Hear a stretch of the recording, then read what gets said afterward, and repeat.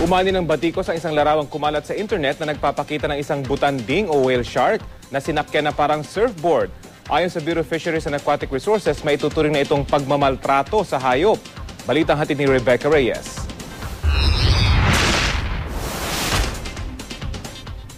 Gentle giants of the ocean, ganyan ko tawagin ng mga butanding.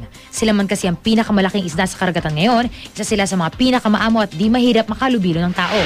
Pero sa Buloan, Cebu, kakaibang bonding sa butanding ang nasaksihan.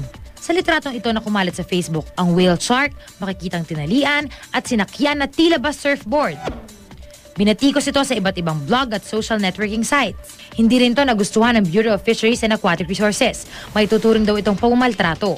Endangered species sa mga butanding, kaya ang pagmamaltrato o pananakit sa mga ito may katumbas na parusang hanggang 6 na taong pagkakulong at multang hanggang ₱250,000. Gaano man daw kalaki ang mga butanding, hindi raw tamang sila'y sakyan. Yung whale shark mismo, pag na-strand siya sa mababaw na tubig, kahit siya mismo hirap siya, i-support your own body niya. So how much more na may nakaapak o nakatungtong na mga tao dun sa likod. Ayon naman sa asawa ng mga isdang nakahuli sa butanding, pinakawalan na raw nila ang damuhalang isda.